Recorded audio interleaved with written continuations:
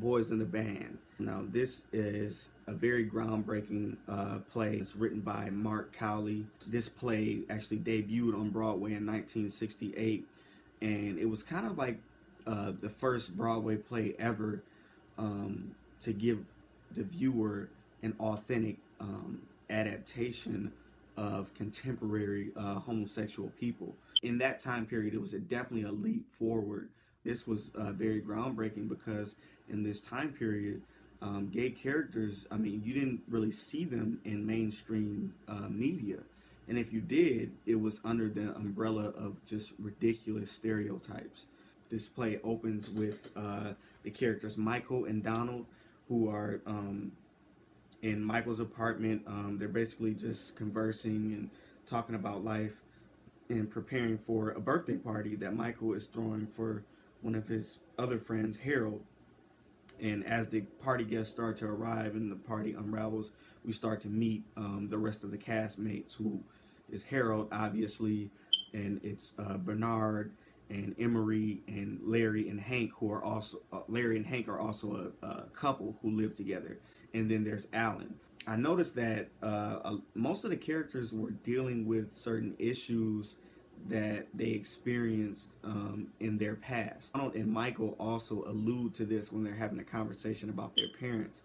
Donald talks about having like a complicated love and hate relationship with his mom and dad, and even developing a habit of failing on purpose to gain more love from his mother.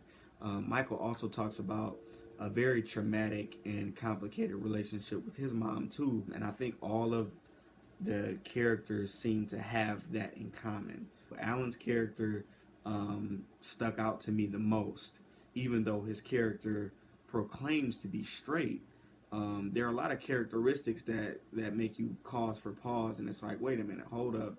In a weird way, he becomes very emotional and defensive when his sexuality is questioned, and I feel like him and Michael maybe have a past together, and not just going to school together. There's an article written by Jonathan Mandel. He also mentions that the play is not really transcending anymore. And to be honest, I kind of agree with him.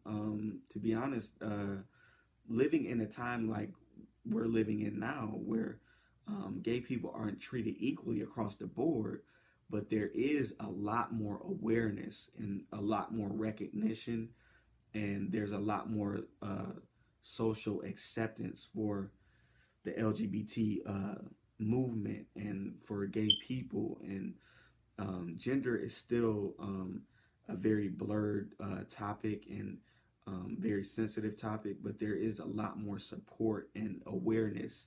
This script is not necessarily a move to the future, a quantum leap forward as it once was. Still a transcending piece, but not so much in today's time. But overall, it was a great read.